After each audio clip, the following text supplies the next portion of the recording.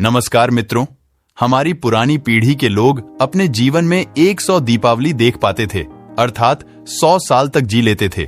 लेकिन आज के जमाने में 60 या 70 साल का जीवन भी अधिक माना जाता है, और उसमें भी जो लोग अच्छे होते हैं तो और भी कम उम्र में ही इस दुनिया को छोड़कर मृत्यु को प्राप्त कर लेते हैं। आपने लोगों को कहते सुना होगा कि भगवान अच्छे लोगों को जल्दी बुला लेते हैं, लेकिन क्या आपको पता है कि ऐसा क्यों होता है? दोस्तों, वीडियो में आगे बढ़ने से पहले आपसे एक छोटा सा निवेदन है कि आप वीडियो को लाइक और कमेंट बॉक्स में सच्चे दिल से एक बार जय श्री राम अवश्य लिखें। क्यों? दूसरों का भला करने वाले और अच्छे लोग बुरे और दुष्ट लोगों की तुलना में जल्दी मृत्यु को प्राप्त करते हैं। आपने लोगों को यह भी कहते हुए सुना होगा कि इस भले इंसान को इतनी जल्दी मौत क्यों आ गई और वह दुष्ट आप ही अभी तक मरता क्यों नहीं है? क्या सच में ऐसा होता है? क्या सच में इसका कोई कारण है? अनेक ग्रंथों में इसके बारे में बताया गया है। आज की इस वीडियो संवाद हम इन्हीं आधारों के माध्यम से इस प्रश्न का उत्तर ढूंढने की कोशिश करेंगे। उससे पहले आप इस वीडियो को अपने दोस्तों को जरूर करें, क्योंकि ध्यान और खुशियां बांटने से ही बढ़ती है। तो चलिए वीडियो शुरू करते हैं। कृष्ण कहते हैं, जातस यही लब्ध जन्मनः ध्रुवा अव्यभिचारी मृत्यु मरणम ध्रुवम। जन्म मृतस्य गीता में भगवान कहते हैं कि जिस व्यक्ति ने जन्म लिया है उसका मृत्यु अवश्य ही होगा, और हमारी सनातन धर्म में माना जाता है कि किसी व्यक्ति जन्म से पहले ही यह तय हो जाता है कि उसका जन्म कहाँ होगा, उसके माता पिता कौन होंगे, उसका विवाह किसके साथ होगा, यहाँ तक कि यह भी तय होता है कि उसकी मृत्यु कहाँ और कब होगी। सभी धर्मों में मृत्यु को एक अटल सत्य माना गया है, और जिसने जन्म लिया है उसे एक ना एक दिन मरना ही पड़ता है। किसी का जीवन या मृत्यु भगवान के हाथों में होता है। आपने सुना होगा कि जितनी चाबी भरी राम ने उतना चले खिलौना। हम वो खिलौना है जिसकी चाबी भगवान के हाथों में होती है, और सभी चीज उनकी इच्छा से ही होती है। हिंदू धर्म में मान्यता है कि भगवान हर अच्छे मनुष्य को किसी न किसी उद्देश्य के साथ ही इस मृत्यु लोक में भेजते हैं। जब वो उद्देश्य जल्दी पूरे हो जाते हैं तब भगवान उन्हें वापस बुला लेते हैं। अर्थात अच्छे लोगों की मृत्यु भी उनके अच्छे कर्मों पर ही निर्भर करती है। कल युग के लक्षण में भी बताया गया है कि इस युग में पापी अधिक वर्ष तक जिएंगे और पुण्यात्मा जल्दी इस लोक को त्याग कर देंगे। इसके अलावा आपको यह भी बता दूं कि जो लोग यह कहते हैं कि मरने के बाद इंसान खाली हाथ जाता है, उन्हें यह जान लेना चाहिए कि 3 चीजें ऐसी हैं जो मरने के बाद भी उसके साथ जाती हैं। एक है संचित कर्म, दूसरा है स्मृति और तीसरी है जागृति। इसीलिए आप अब किसी से यह मत कहना कि आप खाली हाथ आए थे और खाली हाथ जाएंगे। हमें कई बार लगता है कि कुछ भले लोग या हमारे परिजन थे जो भले थे, कभी किसी का बुरा नहीं किया था, कभी किसी को सताया नहीं था, फिर भी भगवान ने उनको अपने पास इतनी जल्दी क्यों बुला लिया? उन्हें तो अच्छे कामों के बदले में ज्यादा जीना चाहिए था, तो भगवान ने ऐसा क्यों किया? तो आइए इस बात को समझते हैं। दोस्तों, उससे पहले मैं आपसे रिक्वेस्ट करता हूं कि एक बार कमेंट में सच्चे दिल से जय श्री राम अवश्य लिखें। आपने कई प्राचीन कथा में सुना होगा कि जब कोई आरसी मुनि भगवान किसी अप्सरा या देवता पर क्रोधित होते थे तो उसे सजा के तौर पर पृथ्वी लोक यानी मृत्यु लोक में जन्म लेने का श्राप देते थे। ये मृत्यु लोक दूसरे लोगों की तुलना में ऐसी भयानक और दुखदायक जगह है जहां सजा के तौर पर देवताओं और अप्सराओं को भेजा जाता था, और सजा मिलने पर वह देवता और अप्सरा गिड़गिड़ाते थे कि हे प्रभु, हमसे गलती हो गई, हमें माफ करें और हमारी सजा कम करें। यह मृत्यु लोक समस्त ब्रह्मांड में ना तो अच्छी जगह है और ना ही बुरी जगह है। आप इसे कर्म भूमि भी कह सकते हैं, और कर्मों के हिसाब से ही आपकी आगे की यात्रा तय होती है। जब हम जन्म लेकर यहां आते हैं तो हमें इस मृत्यु लोक की माया जाल और मोह माया घेर लेती है, और हमें यहां मृत्यु लोक अच्छा लगने लगता है।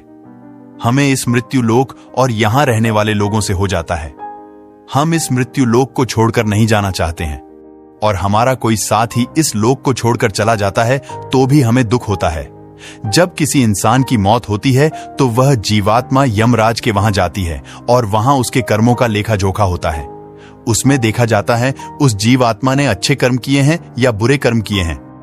अगर किसी जीवात्मा ने मृत्यु लोक में बहुत बुरे कर्म किए हैं, बहुत ज्यादा लोगों को सताया है, लुटा है, दुख पहुंचाया है, तो उसे दूसरे जन्म में उन सभी के साथ हिसाब चुकता करना पड़ता है, और उसी कारण उस जीव आत्मा को लंबा जीवन काल मिलता है।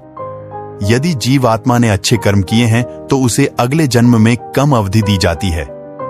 कई लोग कहते हैं कि अच्छे काम करने वाले को लंबा जीवन देना चाहिए और बुरे काम करने वालों को कम जीवन देना चाहिए। लेकिन भगवान ने जो व्यवस्था बनाई है वह सही और उत्तम है, क्योंकि इस मृत्यु लोक में रहना और जीवन व्यतीत करना हमारा लक्ष्य नहीं है।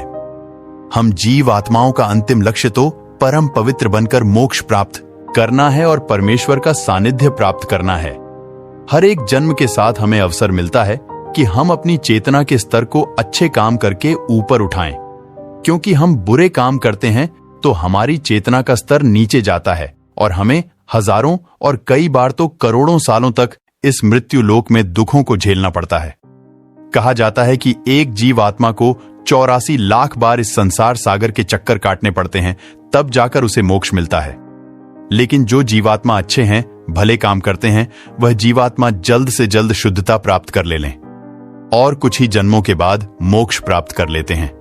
इसीलिए परमात्मा उनका जीवन काल कम रखता है, ताकि वह जीव आत्मा इस मृत्यु लोक के कष्टों को कम सहन करें और परम धाम में जाकर परम शांति और परम आनंद को प्राप्त करें। और जिस जीवात्मा ने मृत्यु लोक में बुरे काम किए हैं, उसे इस मृत्यु लोक की यातनाओं को ज्यादा देर तक सहन करना पड़ता है और कई हजारों लाखों जन्म के बाद ही उसकी आत्मा पवित्र होती है, तब जाकर उसे परम धाम की प्राप्ति होती है। दूसरी बात यह है कि हमारा इस मृत्यु लोक में जन्म किसी न किसी उद्देश्य से होता है और जब वह उद्देश्य पूरा हो जाता है तो भगवान हमें वापस बुला लेते हैं। ऐसा नहीं है कि सभी लंबा जीवन जीने वाले लोगों ने पूर्व जन्म में बुरे काम ही किए हो, लेकिन वह अभी जीवित है तो इसका मतलब यह है कि उनके जीवन का उद्देश्य अभी तक पूरा नहीं हुआ है। मित्रों, आप समझ गए होंगे कि अच्छे लोगों की मृत्यु जल्दी क्यों हो जाती है। तो हमारी जो भी प्रियजन थे और जिनकी मृत्यु जल्दी ही हो गई हो, वह एक पवित्र आत्मा थे और जितने दिनों तक हमें उनका सानिध्य प्राप्त हुआ वह हमारा सौभाग्य था। उनकी मृत्यु के बाद हमें प्रार्थना करनी चाहिए कि उनकी आत्मा जल्द से जल्द परम धाम को प्राप्त करें और परम शांति और परम आनंद को प्राप्त करें। यह जन्म मृत्यु का रहस्य कुछ ज्यादा ही गहरा होता है, जिसे देवता लोग भी नहीं समझ पाते हैं। इसीलिए मित्रों, आज से अपने जीवन को सार्थक बनाने के लिए अपने गलत आदतों को छोड़कर अच्छी आदत अपनाएं। धर्म और तपस्या में मन लगाए हैं, क्योंकि ईश्वर सर्वशक्तिमान है और वही हमारा बेड़ा पार कर सकता है। कई बार आपने देखा होगा कि जब भी घर में किसी व्यक्ति की मृत्यु होती है तो घर में उनके फोटो लगा देते हैं और उसमें एक फूल माला डाल देते हैं, क्योंकि हिंदू धर्म के मुताबिक हिंदू सिर्फ आत्मा की पूजा करते हैं, शरीर की नहीं। इसलिए शरीर का दाह संस्कार कर दिया जाता है। इसलिए अगर भगवान के साथ मृत व्यक्ति की पूजा होती है, क्या यह शुभ है या अशुभ है?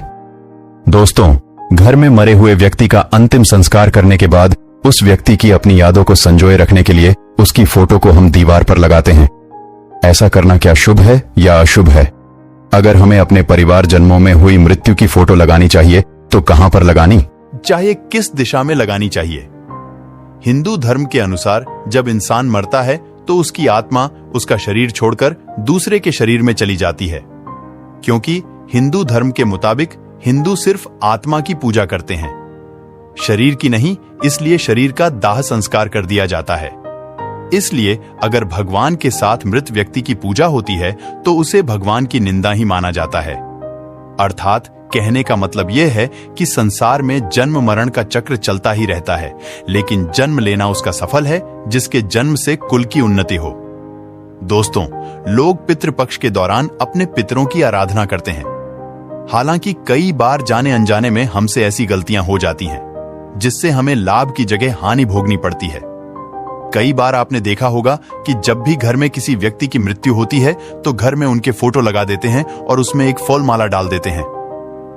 लेकिन क्या आपको मालूम है कि इन फोटो को कहां और कैसे लगाना चाहिए? क्योंकि शास्त्रों में इसका भी एक नियम बताया गया है।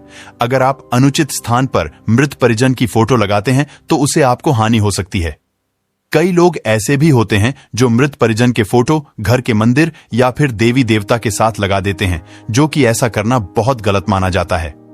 इससे आपको लाभ की जगह हानि का सामना करना पड़ सकता है, क्योंकि देवी या देवता पितरों से बढ़कर होते हैं और ऐसा करना देव दोष की श्रेणी में आता है। मरने वाले लोगों की फोटो घर के मध्य भाग में बिल्कुल भी नहीं लगाना चाहिए। इससे आपका मान सम्मान कम होने लगता है। इसके अलावा पश्चिम या दक्षिण की दीवारों पर भी आपको मृत परिजनों की फोटो नहीं लगानी चाहिए। इससे धन संबंधित समस्याओं का सामना करना पड़ता है। मित्रों की फोटो घर में एक से अधिक स्थानों पर नहीं लगानी चाहिए। ऐसा करने से घर में तनाव की स्थिति पैदा होती है। इसके अलावा पितरों की तस्वीर का लटकना या झूलना भी सही नहीं माना जाता। मरने वाले लोगों की फोटो जीवित लोगों के साथ कभी भी नहीं लगानी चाहिए। तो मित्रों, आज की यह वीडियो आपको पसंद आई है तो वीडियो को शेयर जरूर करें, क्योंकि हमारा मकसद भी हमारे धर्म का प्रचार करना ही है। और कमेंट बॉक्स में सच्चे दिल से जय सीताराम अवश्य दिखे। मिलते हैं अगले वीडियो में, तब तक के लिए जय सीताराम।